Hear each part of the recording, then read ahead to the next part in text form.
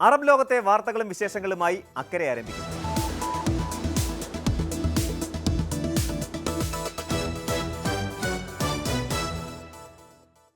പശ്ചിമേഷ്യയിൽ അമേരിക്കയും ഇറാനും തമ്മിലുള്ള പരോക്ഷ യുദ്ധം പുതിയൊരു ഘട്ടത്തിലേക്ക് കടക്കുമ്പോൾ ലോകത്തിന്റെ ശ്രദ്ധ മുഴുവൻ വലിപ്പത്തിൽ ചെറുതെങ്കിലും തന്ത്രപ്രാധാന്യത്തിൽ ഏറെ മുന്നിൽ നിൽക്കുന്ന രണ്ട് ഗൾഫ് രാജ്യങ്ങളിലേക്ക് നീങ്ങുകയാണ്.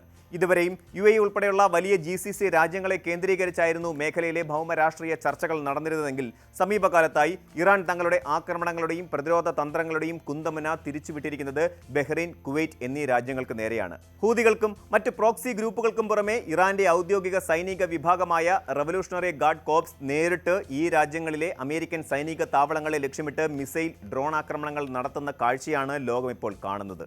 അമേരിക്കയുമായി നേരിട്ടൊരു യുദ്ധത്തിന് പോകാതെ തന്നെ തങ്ങളുടെ പ്രാദേശിക മേധാവിത്വം തെളിയിക്കാനും വാഷിംഗ്ടണിന്റെ സൈനിക ഇടപെടലുകളുടെ ആഘാതം വർദ്ധിപ്പിക്കാനുമുള്ള ടെഹ്റാന്റെ ആസൂത്രിത നീക്കമാണിത്. അമേരിക്കൻ സൈന്യത്തിന് ആതിഥ്യമരുളുന്ന രാജ്യങ്ങൾ നേരിട്ട് സംഘർഷത്തിൽ കക്ഷികളല്ലെങ്കിൽ പോലും അവരെത്രത്തോളം അപകടത്തിലാണെന്ന ശക്തമായ മുന്നറിയിപ്പാണ് ഈ പുതിയ യുദ്ധമുഖം നൽകുന്നത്. ഭൂമിശാസ്ത്രപരമായി നോക്കുമ്പോൾ ബഹ്റൈനും കുവൈറ്റും വളരെ ചെറിയ രാജ്യങ്ങളാണെങ്കിലും പശ്ചിമേഷ്യയിലെ അമേരിക്കൻ സൈനിക സാന്നിധ്യത്തിന്റെ നട്ടെല്ലാണ് ഇവ രണ്ടും.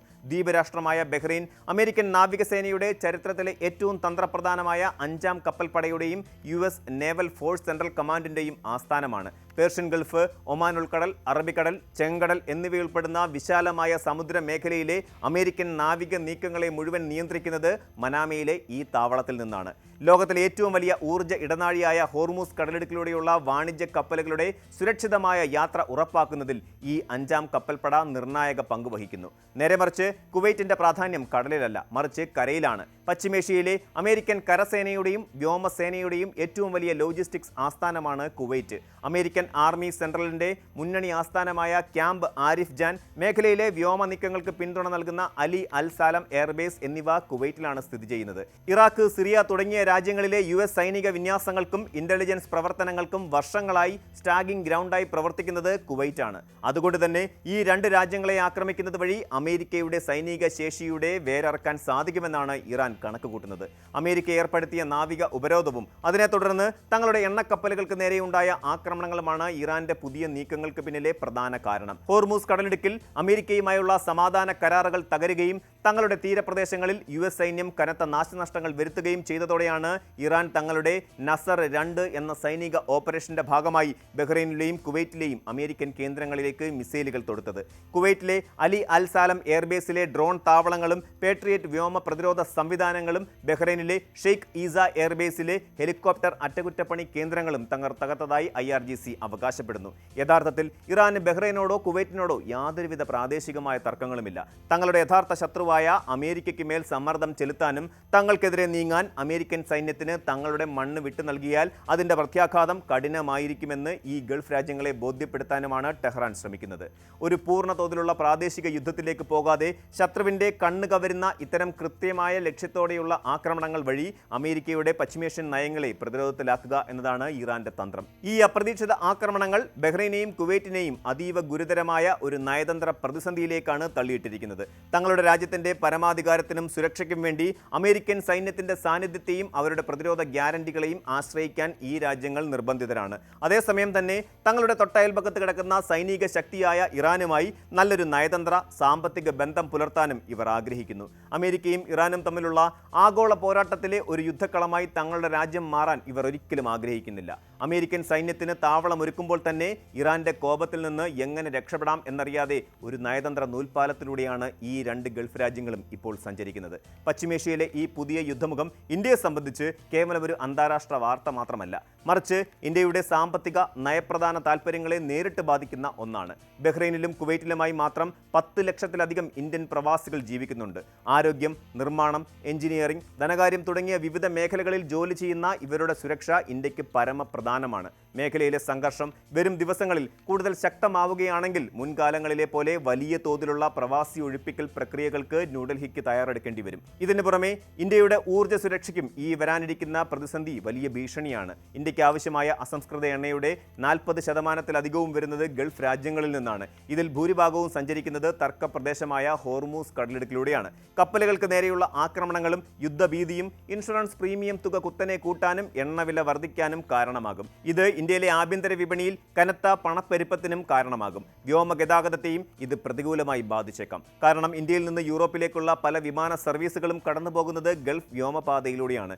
ഈ പാതകൾ അടയ്ക്കേണ്ടി വന്നാൽ വിമാനങ്ങൾ വഴിതിരിച്ച് വിടേണ്ടി വരികയും യാത്രാസമയം കൂടുകയും ചെയ്യും. ചുരുക്കത്തിൽ ബഹ്റൈനിലും കുവൈറ്റിലും വീഴുന്ന ഓരോ മിസൈലുകളും ഇന്ത്യയുടെ സമ്പദ് വ്യവസ്ഥയിലും പ്രവാസി സമൂഹത്തിലും വലിയ പ്രതിഫലനങ്ങൾ ഉണ്ടാക്കാൻ പോന്നവയാണ്. അതിനാൽ ഇന്ത്യ അതീവ ജാഗ്രതയോടെ മാത്രമേ ഈ ഭൗമ രാഷ്ട്രീയ മാറ്റങ്ങളെ നോക്കിക്കാണേണ്ടതുള്ളൂ.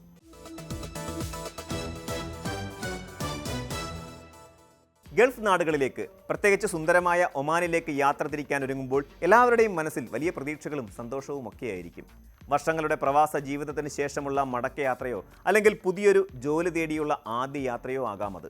എന്നാൽ യാത്രയ്ക്കായി ലഗേജ് ഒരുക്കുമ്പോൾ നമ്മൾ കാണിക്കുന്ന ചെറിയൊരു അശ്രദ്ധ വിമാനത്താവളത്തിലെത്തുമ്പോൾ വലിയൊരു നിയമക്കുരുക്കായി മാറിയേക്കാം. പലപ്പോഴും ഫാഷൻ എന്ന നിലയിലോ അല്ലെങ്കിൽ നിസ്സാരമെന്ന് കരുതിയോ നമ്മൾ ബാഗിൽ വയ്ക്കുന്ന പല സാധനങ്ങളും ഒമാനിൽ കർശനമായി നിരോധിച്ചവയാണ്. സ്വന്തം സുരക്ഷയും രാജ്യത്തിന്റെ സമാധാന അന്തരീക്ഷവും മുൻനിർത്തി ഒമാൻ റോയൽ പോലീസും കസ്റ്റംസ് ഡയറക്ടറേറ്റ് ജനറലും യാത്രക്കാർക്കായി പുറപ്പെടുവിച്ചിരിക്കുന്ന പുതിയ മുന്നറിയിപ്പുകൾ ഓരോ പ്രവാസിയും നിർബന്ധമായും അറിഞ്ഞിരിക്കേണ്ടതുണ്ട്. നമ്മുടെ നാട്ടിലെ ഇന്നത്തെ യുവതലമുറയ്ക്കിടയിൽ കാമഫ്ലാറ്റ് അഥവാ സൈനിക യൂണിഫോമിനോട് സാമ്യമുള്ള വസ്ത്രങ്ങൾ ധരിക്കുന്നത് വലിയൊരു ഫാഷൻ ട്രെൻഡാണ്. സൈനിക മുദ്രകളുള്ള ജാക്കറ്റുകളും പാൻറ്റുകളും തൊപ്പികളുമൊക്കെ യാത്രകളിൽ ഉപയോഗിക്കാൻ പലരും താല്പര്യപ്പെടുന്നു. എന്നാൽ ഇത്തരം വസ്ത്രങ്ങളുമായി ഒമാനിലേക്ക് പറക്കാനൊരുങ്ങിയാൽ നിങ്ങൾക്ക് വലിയ നിയമ നടപടികൾ നേരിടേണ്ടി വരുമെന്ന കാര്യം ഉറപ്പാണ്.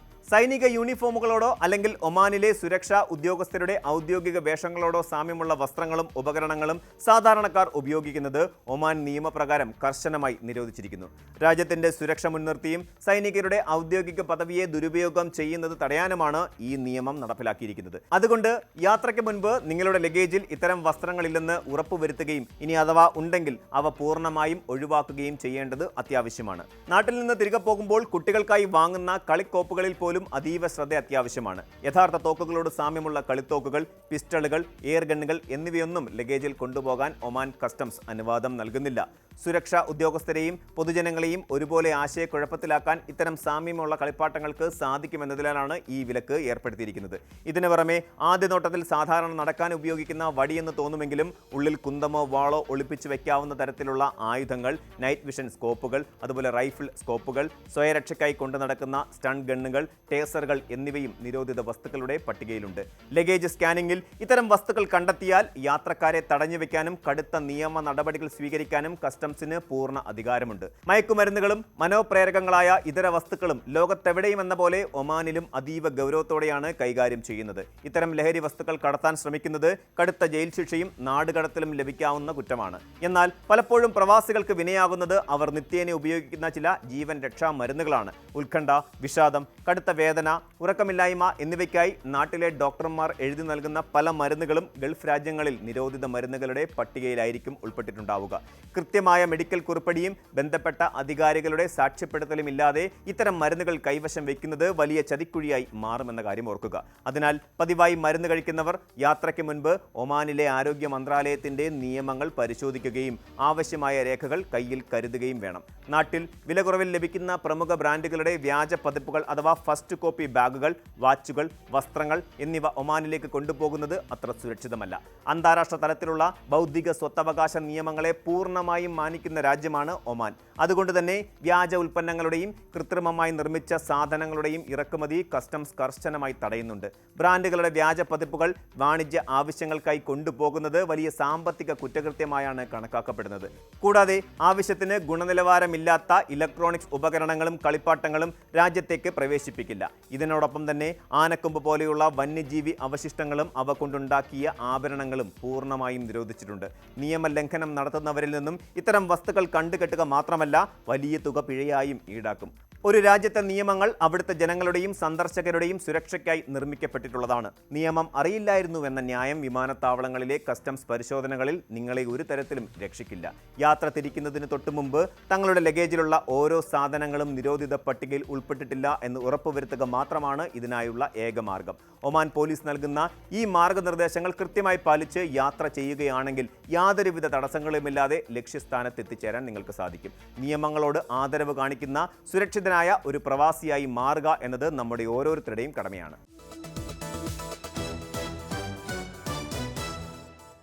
പശ്ചിമേഷ്യ വീണ്ടും സമാനതകളില്ലാത്ത ഒരു യുദ്ധഭീതിയുടെ നിഴലിൽ അമർന്നിരിക്കുകയാണ്.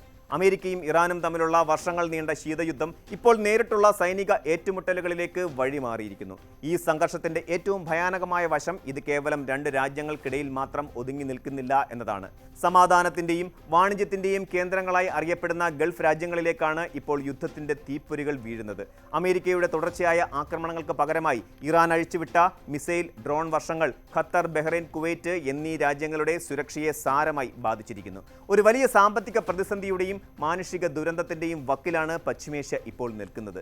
അമേരിക്കയുടെ ഭാഗത്തു നിന്നുള്ള തുടർച്ചയായ 6ാം ദിവസത്തെ വ്യോമാക്രമണങ്ങളാണ് നിലവിലെ പ്രതിസന്ധി ഇത്രത്തോളം രൂക്ഷമാക്കിയത്.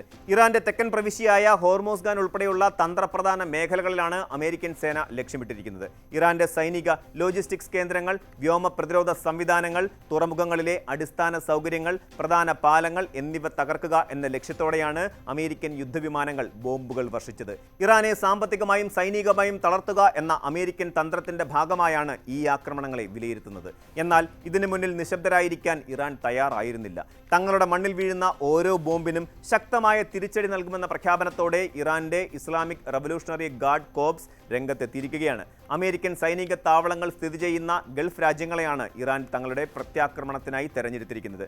സിറിയയിലെ അമേരിക്കൻ കമാൻഡ് കേന്ദ്രത്തിന് നേരെയും ആക്രമണം നടത്തിയതായി IRGC അവകാശപ്പെടുന്നുണ്ടെങ്കിലും അമേരിക്ക ഇതിന് ഔദ്യോഗിക സ്ഥിരീകരണം നൽകിയിട്ടില്ല. എങ്കിലും ഈ നീക്കങ്ങൾ വ്യക്തമാകുന്നത് പശ്ചിമേഷ്യൻ മേഖലയിലുടനീളം അമേരിക്കൻ താൽപ്പര്യങ്ങളെ ആക്രമിക്കുക എന്നതാണ് ഇറാന്റെ പുതിയ സൈനിക തന്ത്രമെന്നാണ്. അമേരിക്കൻ സൈനിക സാന്നിധ്യമുള്ളതുകൊണ്ട് മാത്രം യുദ്ധത്തിന്റെ മുൻനിരയിലേക്ക് വലിച്ചിഴക്കപ്പെട്ട അവസ്ഥയിലാണ് പല ഗൾഫ് രാജ്യങ്ങളും. ഖത്തർ, ബഹ്റൈൻ, കുവൈറ്റ് എന്നീ രാജ്യങ്ങൾക്ക് നേരെയാണ് പ്രധാനമായും ഇറാന്റെ മിസൈൽ, ഡ്രോൺ ആക്രമണങ്ങൾ ഉണ്ടായത്. അത്യാധുനിക വ്യോമ പ്രതിരോധ സംവിധാനങ്ങൾ ഉപയോഗിച്ച് ഈ രാജ്യങ്ങൾ മിക്ക ആക്രമണങ്ങളെയും ആകാശത്ത് വെച്ച് തന്നെ തകർത്തു എന്നത് ആശ്വാസകരമാണ്. എങ്കിലും ഈ പ്രതിരോധ പ്രവർത്തനങ്ങൾക്കിടയിലും സാധാരണക്കാർക്ക് അപകടം സംഭവിക്കുന്നുണ്ട്. ഖത്തറിൽ മിസൈൽ തകർത്തതിന്റെ അവശിഷ്ടങ്ങൾ വീണ് ഒരു കുട്ടിക്ക് പരിക്കേറ്റ സംഭവം യുദ്ധത്തിന്റെ നിരപരാധികളായ ഇരകളെക്കുറിച്ചുള്ള ഓർമ്മപ്പെടുത്തലാണ്. ബഹ്റൈനിൽ സ്ഥിതിഗതികൾ കൂടുതൽ ഭീതിജനകമായിരിക്കുന്നു. വ്യോമാക്രമണ മുന്നറിയിപ്പ് നൽകുന്ന സൈറണുകൾ മുഴങ്ങിയതോടെ രാജ്യത്തുടനീളം വലിയ പരിഭ്രാന്തി പരന്നു. ജനങ്ങളോട് എത്രയും വേഗം സുരക്ഷിത സ്ഥാനങ്ങളിലേക്കും ബങ്കറുകളിലേക്കും മാറാൻ ആഭ്യന്തര മന്ത്രാലയം കർശന നിർദ്ദേശം നൽകി. കുവൈറ്റും സമാനമായ രീതിയിൽ ഇറാന്റെ മിസൈലുകളെയും ഡ്രോണുകളെയും നേരിടുകയും അവയെ നിർവീര്യമാക്കുകയും ചെയ്തു. യുദ്ധവുമായി നേരിട്ട് യാതൊരു ബന്ധവുമില്ലാതിരുന്നിട്ടും വിദേശ സൈനിക താവളങ്ങൾക്ക് ആതിഥ്യമരുളുന്നു എന്ന ഒരൊറ്റ കാരണത്താൽ ഈ രാജ്യങ്ങളിലെ ജനങ്ങൾ ഏത് നിമിഷവും എന്തും സംഭവിക്കാവുന്ന ഭയത്തിലാണ് ഇപ്പോൾ ജീവിക്കുന്നത്. യുദ്ധസമാനമായ സാഹചര്യങ്ങളിൽ യഥാർത്ഥ ആയുധങ്ങളെക്കാൾ വേഗത്തിൽ സഞ്ചരിക്കുന്നതും നാശം വിതയ്ക്കുന്നതും വ്യാജ വാർത്തകളാണ്. ജനങ്ങളിൽ ഭയം ജനിപ്പിക്കാനും സാമ്പത്തിക സുസ്ഥിരത തകർക്കാനും ഇത്തരം വാർത്തകൾ പലപ്പോഴും ബോധപൂർവം ഉപയോഗിക്കപ്പെടാറുണ്ട്. ഇതിന്റെ ഏറ്റവും വലിയ ഉദാഹരണമായിരുന്നു ദുബായിലെ ഡൗൺ ടൗണിൽ വലിയ സ്ഫോടനങ്ങൾ നടന്നു എന്ന പേരിൽ അടുത്തിടെ സമൂഹ മാധ്യമങ്ങളിൽ വ്യാപകമായി പ്രചരിച്ച വാർത്ത. ലോകത്തിലെ തന്നെ സുരക്ഷിതമായ നഗരങ്ങളിലൊന്നായും വലിയൊരു സാമ്പത്തിക കേന്ദ്രമായും അറിയപ്പെടുന്ന ദുബായിൽ ഇത്തരമൊരു സംഭവം നടന്നു എന്ന വാർത്ത ആഗോള നിക്ഷേപകർക്കിടയിലും പ്രവാസികൾക്കിടയിലും വലിയ ഞെട്ടലുണ്ടാക്കി. എന്നാൽ ഈ വാർത്ത പൂർണ്ണമായും വ്യാജമാണെന്നും അടിസ്ഥാനരഹിതമാണെന്നും വ്യക്തമാക്കി government of Dubai media office ഉടനടി രംഗത്തെത്തി. യാഥാർത്ഥ്യവുമായി യാതൊരു ബന്ധവുമില്ലാത്ത ഇത്തരം അഭ്യൂഹങ്ങൾ പ്രചരിപ്പിക്കുന്നവർക്കെതിരെ കർശന നടപടിയുണ്ടാകുമെന്ന മുന്നറിയിപ്പും അധികൃതർ നൽകുന്നുണ്ട്. പ്രതിസന്ധി ഘട്ടങ്ങളിൽ കൃത്യവും ആധികാരികവുമായ വിവരങ്ങൾക്കായി ഔദ്യോഗിക സ്രോതസ്സുകളെ മാത്രം ആശ്രയിക്കണമെന്ന GDMOയുടെ അഭ്യർത്ഥന ഈ അവസരത്തിൽ ഏറെ പ്രസക്തമാണ്. യുദ്ധത്തിന്റെ ഭീകരതയ്ക്കൊപ്പം തന്നെ ഇത്തരം വ്യാജ വിവരങ്ങൾ സൃഷ്ടിക്കുന്ന മാനസികമായ ആഘാതവും വളരെ വലുതാണ്. അമേരിക്ക ഇറാൻ സംഘർഷം കേവലം ഭൂമിശാസ്ത്രപരമായ ഒരു അതിർത്തി തർക്കമല്ല, മറിച്ച് ലോകത്തിന്റെ സാമ്പത്തിക സുസ്ഥിരതയെ തന്നെ നിയന്ത്രിക്കുന്ന ഒരാഗോള പ്രശ്നമാണ്. ഇതിന്റെ പ്രധാന കാരണം ഹോർമൂസ് കടലിടുക്ക് തന്നെയാണ്. ലോകത്തിലെ മൊത്തം എണ്ണ വിതരണത്തിന്റെ ഏകദേശം 20% കടന്നു പോകുന്നത് ഇറാനും ഒമാനും ഇടയിലുള്ള ഈ ഇടുങ്ങിയ സമുദ്രപാതയിലൂടെയാണ്. സംഘർഷം രൂക്ഷമായതോടെ ഈ വഴിയുള്ള കപ്പൽ ഗതാഗതം വീണ്ടും തടസ്സപ്പെട്ടിരിക്കുകയാണ്. ഇത് ആഗോള എണ്ണ വിപണിയിൽ വലിയ ആശങ്കകൾ സൃഷ്ടിച്ചിട്ടുണ്ട്. എണ്ണ വിതരണ സുരക്ഷ ഇപ്പോൾ വളരെ ഗുരുതരമായ ഒരു വിഷയമായി മാറിയെന്ന് അന്താരാഷ്ട്ര ഊർജ്ജ ഏജൻസി എക്സിക്യൂട്ടീവ് ഡയറക്ടർ ഫാത്തിഹ് ബിറോൾ മുന്നറിയിപ്പ് നൽകിക്കഴിഞ്ഞു. അടുത്ത ഏതാനും ആഴ്ചകൾക്കുള്ളിൽ സ്ഥിതിഗതികളിൽ അയവ് വന്നില്ലെങ്കിൽ ലോകം വലിയൊരു ഊർജ്ജ പ്രതിസന്ധിയെ നേരിടേണ്ടി വരും. എണ്ണവിലയിലുണ്ടാകുന്ന പെട്ടെന്നുള്ള വർധനവ് ആഗോളതലത്തിൽ വിലക്കയറ്റത്തിനും സാമ്പത്തിക മാന്ദ്യത്തിനും കാരണമാകും. വികസ്വര രാജ്യങ്ങളെയാകും ഇതേറ്റവും രൂക്ഷമായി ബാധിക്കുക. യുദ്ധം നീണ്ടുപോകുന്ന ഓരോ ദിവസവും ആഗോള സാമ്പത്തിക ഭദ്രത കൂടുതൽ ദുർബലമായിക്കൊണ്ടിരിക്കുകയാണ്. പശ്ചിമേഷ്യയിലെ നിലവിലെ സാഹചര്യങ്ങൾ സൂചിപ്പിക്കുന്നത് ഈ സൈനിക ഏറ്റുമുട്ടൽ ആർക്കും വലിയ നേട്ടങ്ങൾ കൊണ്ടുവരില്ല എന്ന് തന്നെയാണ്.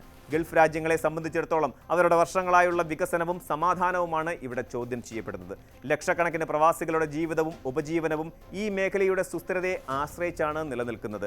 അതിർത്തികളിൽ ആയുധങ്ങൾ കൊണ്ടുള്ള സംഭാഷണങ്ങൾ അവസാനിപ്പിച്ച് നയതന്ത്ര തലത്തിലുള്ള ചർച്ചകളിലേക്ക് ഇരു രാജ്യങ്ങളും മടങ്ങേണ്ടത് ലോക സമാധാനത്തിന് അത്യന്താപേക്ഷിതമാണ്.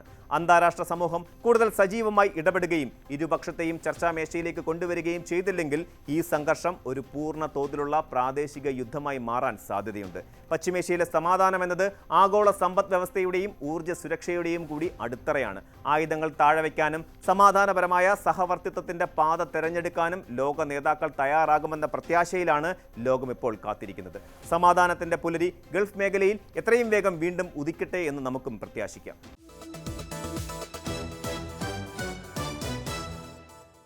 കേരളത്തിലെ ചില പ്രദേശങ്ങളിലൂടെ യാത്ര ചെയ്യുമ്പോൾ നമ്മൾ കാണുന്ന അടഞ്ഞുകിടക്കുന്ന വലിയ വീടുകൾ കേവലം കോൺക്രീറ്റ് കെട്ടിടങ്ങളല്ല. അവയോരോന്നും സ്വന്തം നാടിൻ്റെയും കുടുംബത്തിൻ്റെയും ദാരിദ്ര്യമകറ്റാൻ കടൽ കടന്ന മനുഷ്യരുടെ വിയർപ്പിൻ്റെയും കണ്ണുനീരിൻ്റെയും സ്മാരകങ്ങളാണ്. എന്നാൽ ഡിജിറ്റൽ യുഗത്തിൻ്റെ സാങ്കേതിക പിന്തുണയോടെ ഇന്ത്യ നടപ്പാക്കാൻ പോകുന്ന 16ാമത് ദേശീയ സെൻസസ് ഈ അടഞ്ഞ വാതിലുകളെ നോക്കിക്കാണുന്നത് തികച്ചും വ്യത്യസ്തമായൊരു കോണിലൂടെയാണ്. 6 മാസത്തിൽ കൂടുതൽ വിദേശത്ത് താമസിക്കുന്നവരെയും വീടുകൾ അടച്ചുപൂട്ടി വിദേശത്ത് കഴിയുന്ന കുടുംബങ്ങളെയും സെൻസസ് പരിധിയിൽ ഉൾപ്പെടുത്തില്ലെന്ന രജിസ്ട്രാർ ജനറലിന്റെ പ്രഖ്യാപനം ഒരു വലിയ ജനവിഭാഗത്തിന്റെ അസ്തിത്വത്തിന് നേരെയുള്ള വെല്ലുവിളിയായി മാറുകയാണ്. രാജ്യത്തിന്റെ സമ്പദ് വ്യവസ്ഥയ്ക്ക് കരുത്തേകുന്ന ലക്ഷക്കണക്കിന് പ്രവാസികളെ പടിക്ക് പുറത്തു നിർത്തുന്ന ഈ പ്രക്രിയ കേവലം ഒരു കണക്കെടുപ്പിലെ പിഴവല്ല, മറിച്ച് പൗരാവകാശങ്ങൾക്ക് മേലുള്ള കടുത്ത കടന്നുകയറ്റമാണ്.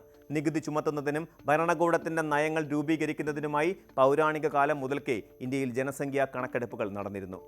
കൗടില്യന്റെ അർത്ഥശാസ്ത്രത്തിൽ ഇത്തരം കണക്കെടുപ്പുകളെക്കുറിച്ച് കൃത്യമായ പരാമർശങ്ങളുണ്ട്. മുഗൾ ചക്രവർത്തി അക്ബറിന്റെ ഭരണകാലത്ത് ജനസംഖ്യ, വ്യവസായം, സമ്പത്ത് എന്നിവ അടിസ്ഥാനമാക്കി വിവരങ്ങൾ ശേഖരിച്ചിരുന്നതായി ചരിത്രരേഖയായ ഐൻ ഇ അക്ബരി സാക്ഷ്യപ്പെടുത്തുന്നു. പിന്നീട് ബ്രിട്ടീഷ് കൊളോണിയൽ കാലഘട്ടത്തിൽ കൃത്യമായ ഇടവേളകളിൽ സെൻസസ് നടപടിക്രമങ്ങൾ ആരംഭിക്കുകയും സ്വതന്ത്ര ഇന്ത്യയിൽ സാമൂഹിക മാറ്റങ്ങൾ ഉൾക്കൊണ്ടുകൊണ്ട് അത് കൂടുതൽ വിപുലമാക്കുകയും ചെയ്തു. 10 വർഷത്തിലൊരിക്കൽ നടക്കുന്ന ഈ പ്രക്രിയ കോവിഡ് മഹാമാരിയുടെ പശ്ചാത്തലത്തിൽ 2021 മുടങ്ങുകയായിരുന്നു. തുടർന്ന് 2 ഘട്ടങ്ങളിലായി 2027 നടപ്പിലാക്കാൻ പോകുന്ന പുതിയ സെൻസസ് നടപടികളാണ് ഇപ്പോൾ പ്രവാസികളുടെ നെഞ്ചിടിപ്പേറ്റുന്നത്. 2 പ്രധാന ഘട്ടങ്ങളിലൂടെയാണ് 2027 സെൻസസ് കടന്നുപോകുന്നത്. ആദ്യഘട്ടത്തിൽ സ്വയം കണക്കെടുപ്പും വീടുകളുടെ പട്ടിക തയ്യാറെടുക്കലും നടക്കും. വീട്, വീട്ടുകാർ, ആസ്തി, സൗകര്യങ്ങൾ തുടങ്ങിയവയുമായി ബന്ധപ്പെട്ട 34ഓളം ചോദ്യങ്ങൾക്കാണ് ഈ ഘട്ടത്തിൽ ഉത്തരം നൽകേണ്ടത്. സ്വന്തമായി ഓൺലൈനിൽ വിവരങ്ങൾ നൽകാൻ കഴിയാത്തവർക്ക് എന്യൂമറേറ്റർമാർ വീട്ടിലെത്തുമ്പോൾ മറുപടി നൽകാനുള്ള സൗകര്യവുമുണ്ട്. 2ാമത്തെ ഘട്ടത്തിലാകട്ടെ ജാതി ഉൾപ്പെടെയുള്ള സാമൂഹിക, സാംസ്കാരിക, സാമ്പത്തിക വിവരങ്ങളാണ് ശേഖരിക്കുക. എന്നാൽ ഈ മുഴുവൻ പ്രക്രിയയിലും സാധാരണ താമസക്കാരെ മാത്രമേ പരിഗണിക്കൂ എന്നാണ് സെൻസസ് കമ്മീഷണർ കൂടിയായ രജിസ്ട്രാർ ജനറൽ മൃത്യുഞ്ജയ് കുമാർ നാരായണൻ വ്യക്തമാക്കിയിരിക്കുന്നത്. അതായത് വിവരശേഖരണത്തിനായി ഉദ്യോഗസ്ഥൻ എത്തുമ്പോൾ അടഞ്ഞുകിടക്കുന്ന വീടുകൾ ഔദ്യോഗിക കണക്കുകളിൽ നിന്നും പൂർണ്ണമായും പുറത്താകും. വിദേശ നാണയത്തിന്റെ നീക്കിയിരിപ്പിലും രാജ്യത്തിന്റെ GDP നിരക്കിലും പ്രവാസികൾ നൽകുന്ന സംഭാവനകൾ ചെറുതൊന്നുമല്ല. കേരളം പോലെയൊരു സംസ്ഥാനം ഇന്ന് കാണുന്ന രീതിയിലുള്ള പുരോഗതിയും വികസനവും കൈവരിച്ചത് ഗൾഫ് നാടുകളിൽ ഉൾപ്പെടെ കഷ്ടപ്പെട്ട് അധ്വാനം ചെയ്യുന്ന പ്രവാസികൾ അയക്കുന്ന പണം കൊണ്ടാണ്. വലിയ ആശുപത്രികളും ഫ്ളാറ്റുകളും വ്യാപാര സ്ഥാപനങ്ങളും എല്ലാം ഉയർന്നു വന്നത് ഈ പണത്തിന്റെ പിൻബലത്തിലാണ്. പശ്ചിമേഷ്യയിൽ ഒരു യുദ്ധസമാന സാഹചര്യം ഉടലെടുക്കുമ്പോൾ അവിടെ നിന്നും ആയിരക്കണക്കിന് കിലോമീറ്ററുകൾ അകലെയുള്ള കേരള തീരത്ത് അതിന്റെ സാമ്പത്തിക ആഘാതം അനുഭവപ്പെടുന്നത് ഇതുകൊണ്ട് തന്നെയാണ്. എന്നാൽ രാജ്യത്തിന്റെ വികസനത്തിന് ഈ പണം സ്വീകരിക്കുന്ന ഭരണകൂടം അതിനായി പണിപ്പെടുന്ന മനുഷ്യരെ ഔദ്യോഗിക രേഖകളിൽ നിന്നും വെട്ടിമാറ്റുന്നു എന്നത് വലിയൊരു വിരോധാഭാസമാണ്. തെരഞ്ഞെടുപ്പ് കാലങ്ങളിൽ പ്രവാസികൾക്ക് വോട്ട് ചെയ്യാൻ സൗകര്യമൊരുക്കാത്ത അതേ അവഗണന തന്നെയാണ് ജനസംഖ്യാ കണക്കെടുപ്പിലും ഭരണകൂടം ആവർത്തിക്കുന്നത്. സെൻസസ് എന്നത് കേവലം ആളുകളുടെ എണ്ണമെടുക്കൽ മാത്രമല്ല, വരും കാലത്തേക്കുള്ള വിഭവ വിതരണം, അതുപോലെ വികസന പദ്ധതികൾ, ക്ഷേമ പരിപാടികൾ എന്നിവയെല്ലാം തീരുമാനിക്കപ്പെടുന്നത് ഈ മേഖലകളെ അടിസ്ഥാനമാക്കിയാണ്. സ്വന്തം നാട്ടിലെ തൊഴിലില്ലായ്മയും സാമ്പത്തിക ബുദ്ധിമുട്ടുകളും കാരണമാണ് പലരും വിദേശത്തേക്ക് കുടിയേറുന്നത്. അവർ ആരും തന്നെ വിനോദസഞ്ചാരികളായി പോയവരല്ല. ഈ യാഥാർത്ഥ്യം മറച്ചുപിടിച്ച് അവസാനിപ്പിച്ച് അവരെ സെൻസസിൽ നിന്നും ഒഴിവാക്കുമ്പോൾ ഭാവിയിൽ വലിയ പ്രതിസന്ധികളാണ് അവരെ കാത്തിരിക്കുന്നത്.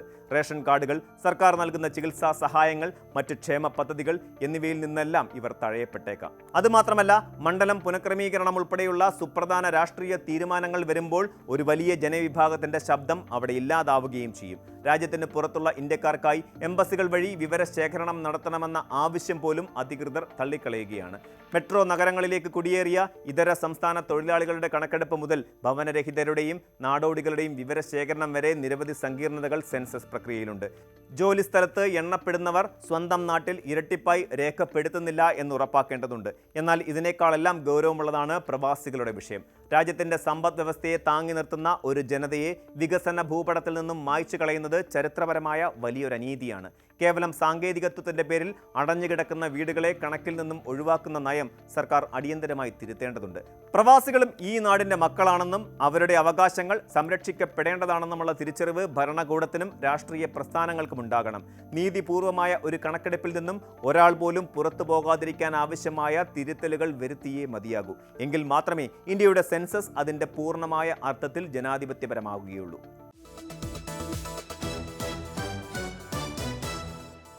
ബഹ്റൈനിൽ ഗവൺമെന്റിന്റെ സേവനങ്ങൾ പൂർണ്ണമായും ഓൺലൈൻ സംവിധാനത്തിലേക്ക് മാറിക്കൊണ്ടിരിക്കുന്ന ഈ സാഹചര്യത്തിൽ പ്രവാസികൾ ഏറെ ജാഗ്രത പുലർത്തേണ്ടതുണ്ട്. പ്രത്യേകിച്ച് വാർഷിക അവധിക്കോ മറ്റോ നാട്ടിലേക്ക് പോകാനൊരുങ്ങുന്നവർ തീർച്ചയായും ചെയ്തിരിക്കേണ്ട ഒന്നാണ് അഡ്വാൻസ്ഡ് ഇ-കീ 2.0 രജിസ്ട്രേഷൻ.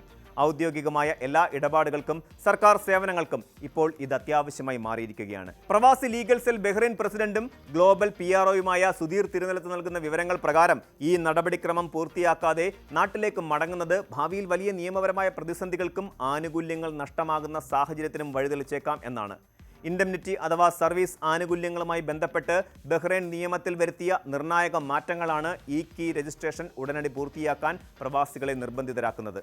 2024 ഫെബ്രുവരി മാസം മുതൽ പ്രവാസികളുടെ സർവീസ് ആനുകൂല്യങ്ങൾ കൈകാര്യം ചെയ്യാനുള്ള ചുമതല സോഷ്യൽ ഇൻഷുറൻസ് ഓർഗനൈസേഷനാണ് നിർവഹിക്കുന്നത്. ജോലി അവസാനിച്ചതിന് ശേഷം നിങ്ങളുടെ അർഹതപ്പെട്ട ആനുകൂല്യങ്ങൾ യാതൊരു തടസ്സവുമില്ലാതെ ബാങ്ക് അക്കൗണ്ടിലേക്ക് നേരിട്ടെത്തണമെങ്കിൽ ഇ-കീ 2.0 രജിസ്ട്രേഷൻ പൂർത്തിയാക്കിയിരിക്കണം. ഇതിനു പുറമെ SIO വെബ്സൈറ്റ് വഴി നിങ്ങളുടെ ബാങ്ക് അക്കൗണ്ട് വിവരങ്ങൾ കൃത്യമായി രേഖപ്പെടുത്തുകയും വേണം. ഇത് ചെയ്യാത്ത പക്ഷം പ്രവാസികൾക്ക് തങ്ങളുടെ അധ്വാനത്തിന്റെ ഫലമായുള്ള ആനുകൂല്യങ്ങൾ ലഭിക്കാൻ വലിയ തോതിൽ കാലതാമസം നേരിടേണ്ടി വന്നേക്കാം. നാട്ടിലായിരുന്ന സമയത്ത് അപ്രതീക്ഷിതമായി ജോലി നഷ്ടപ്പെടുകയോ വിസ റദ്ദാക്കപ്പെടുകയോ ചെയ്യുന്ന സാഹചര്യമുണ്ടായാൽ പ്രവാസികൾക്ക് നിയമപരമായ സുരക്ഷയൊരുക്കാൻ ഈ സംവിധാനം വലിയ തോതിൽ തുണയാകും. വാലിഡായ അഡ്വാൻസ്ഡ് ഇ-കീ 2.0 കൈവശമുണ്ടെങ്കിൽ നാട്ടിലിരുന്നു കൊണ്ട് തന്നെ ബഹ്റൈനിലെ ഔദ്യോഗിക പോർട്ടലുകൾ വഴി നിയമ പോരാട്ടം നടത്താനും പരാതികൾ ബോധിപ്പിക്കാനും സാധിക്കും. കൂടാതെ കേസ് നടത്തുന്നതിനായി തങ്ങളുടെ അഭിഭാഷകർക്ക് ഓൺലൈനായി പവർ ഓഫ് അറ്റോർണി നൽകാനും ഈ ഡിജിറ്റൽ സംവിധാനത്തിലൂടെ കഴിയും. വിരലടയാളം ഉൾപ്പെടെയുള്ള ബയോമെട്രിക് വിവരങ്ങൾ രേഖപ്പെടുത്തി ലളിതമായ 2 ഘട്ടങ്ങളിലൂടെ പ്രവാസികൾക്ക് ഈ സുരക്ഷ ഉറപ്പാക്കാവുന്നതാണ്. രജിസ്ട്രേഷന്റെ ആദ്യഘട്ടം മൊബൈൽ ആപ്ലിക്കേഷൻ വഴിയാണ് ചെയ്യേണ്ടത്. ഇതിനായി bahrain.bh/apps എന്ന ഔദ്യോഗിക ലിങ്ക് വഴിയോ അല്ലെങ്കിൽ Google play store, apple app store എന്നിവയിൽ നിന്നോ ഇ-കീ ആപ്പ് ഡൗൺലോഡ് ചെയ്യാം. ആപ്പിൽ ഇമെയിൽ ID, ഫോൺ നമ്പർ എന്നിവ നൽകി വേരിഫിക്കേഷൻ പൂർത്തിയാക്കിയ ശേഷം സുരക്ഷിതമായ ഒരു പാസ്വേഡ് നിർമ്മിക്കണം. തുടർന്ന് മൊബൈലിൽ ലഭിക്കുന്ന OTP വെരിഫൈ ചെയ്ത് CPR കാർഡിന്റെ വിവരങ്ങൾ അപ്ലോഡ് ചെയ്യണം. അടുത്തതായി ആപ്പിന്റെ നിർദ്ദേശപ്രകാരം സ്വന്തം ഫോട്ടോയോ വീഡിയോയോ എടുക്കേണ്ടതുണ്ട്. മൊബൈൽ ക്യാമറ വൃത്തിയുള്ളതാണെന്ന് ഉറപ്പാക്കുകയും കണ്ണ് നന്നായി തുറന്ന് വ്യക്തമായ ചിത്രം എടുക്കുകയും വേണം. CPR കാർഡിന്റെ ചിത്രം എടുക്കുമ്പോൾ വെളിച്ചം തട്ടി തിളങ്ങുന്നത് ഒഴിവാക്കാൻ ശ്രദ്ധിക്കേണ്ടതുണ്ട്. ഒരു ഫോൺ നമ്പറിൽ ഒരു തവണ മാത്രമേ രജിസ്ട്രേഷൻ സാധ്യമാകൂ എന്നതും OTPയോ തിരിച്ചറിയൽ രേഖകളോ തെറ്റായി പലതവണ നൽകിയാൽ അക്കൗണ്ട് ബ്ലോക്ക് ആകുമെന്നതും പ്രത്യേകം ഓർക്കേണ്ടതുണ്ട്. ആപ്പ് വഴിയുള്ള പ്രാഥമിക നടപടികൾ കഴിഞ്ഞാൽ രണ്ടാമത്തെ ഘട്ടമായ ബയോമെട്രിക് വേരിഫിക്കേഷനായി അടുത്തുള്ള സർക്കാർ കിയോസ്കുകൾ സന്ദർശിക്കണം. കിയോസ്ക് മെഷീനുകളിൽ നിങ്ങളുടെ CPR കാർഡ് കൃത്യമായി നിക്ഷേപിച്ച ശേഷം സ്ക്രീനിൽ കാണുന്ന അഡ്വാൻസ്ഡ് ഇ-കീ എന്ന ഓപ്ഷൻ തിരഞ്ഞെടുക്കുക. തുടർന്ന് മെഷീന്റെ നിർദ്ദേശപ്രകാരം നിങ്ങളുടെ വിരലടയാളം സ്കാൻ ചെയ്യേണ്ടതുണ്ട്. ഇതിനുശേഷം മൊബൈലിലേക്ക് വരുന്ന OTP കൂടി എൻ്റർ ചെയ്യുന്നതോടെ അഡ്വാൻസ്ഡ് ഇ-കീ 2.0 രജിസ്ട്രേഷൻ വിജയകരമായി പൂർത്തിയാകും. പ്രവാസികളുടെ സൗകര്യാർത്ഥം ബഹ്റൈനിന്റെ വിവിധ ഭാഗങ്ങളിൽ ഇതിനായുള്ള കിയോസ്കുകൾ സജ്ജീകരിച്ചിട്ടുണ്ട്. IGI ഈസ ടൗൺ ശാഖയിൽ ഞായർ മുതൽ വ്യാഴം വരെയുള്ള ദിവസങ്ങളിൽ രാവിലെ 7:30 മുതൽ വൈകുന്നേരം 5 മണി വരെ ഈ സേവനം ലഭ്യമാണ്. LMRA മെയിൻ ഓഫീസിൽ ഞായർ മുതൽ ബുധൻ വരെ രാവിലെ 7:30 മുതൽ വൈകുന്നേരം 5 വരെയാണ് പ്രവർത്തന സമയം. ഡിപ്ലോമാറ്റിക് ഏരിയയിലെ SIO ഓഫീസിൽ ഞായർ മുതൽ വ്യാഴം വരെ രാവിലെ 8 മുതൽ ഉച്ചയ്ക്ക് 2 മണി വരെയും ബഹ്റൈൻ മാളിലെ പോസ്റ്റ് ഓഫീസിൽ ശനിയാഴ്ച മുതൽ വ്യാഴാഴ്ച വരെ രാവിലെ 7 മുതൽ ഉച്ചയ്ക്ക് 2 മണി വരെയും കിയോസ്കുകൾ പ്രവർത്തിക്കും. സമയം കണ്ടെത്താൻ ബുദ്ധിമുട്ടുന്നവർക്കായി മുഹറഖ് സീഫ് മാളിൽ ഞായർ മുതൽ വ്യാഴം വരെ രാവിലെ 7:30 മുതൽ രാത്രി 10 വരെയും വെള്ളി ശനി ദിവസങ്ങളിൽ രാവിലെ 10 മണി മുതൽ രാത്രി 10 വരെയും സേവനമൊരുക്കിയിട്ടുണ്ട്.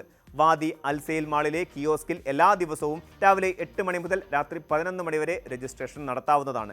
ഈ കീ രജിസ്ട്രേഷൻ പൂർത്തിയാക്കിയ ശേഷം SIO പോർട്ടലിൽ ബാങ്ക് വിവരങ്ങൾ നൽകുന്നതാണ് അവസാന ഘട്ടം. ഇതിനായി sio.gov.bh എന്ന വെബ്സൈറ്റ് സന്ദർശിച്ച് ഈ service account online activation click ചെയ്യുക. തുടർന്ന് വരുന്ന ആക്സസ് ലിങ്ക് വഴി CPR നമ്പരും നിങ്ങളുടെ ഈ കീ പാസ്വേഡും നൽകി ലോഗിൻ ചെയ്യാം.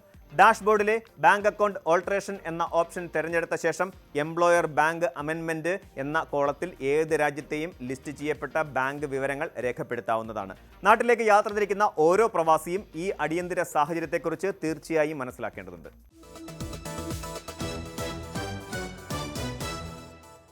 പ്രവാസ ലോകത്തെ വാർത്തകൾ അവസാനിക്കുന്നില്ല. കൂടുതൽ മികച്ച കാഴ്ചകളും വിശേഷങ്ങളുമായി അക്കരയിലൂടെ നമുക്ക് വീണ്ടും കാണാം. അതുവരെ thank you and good night.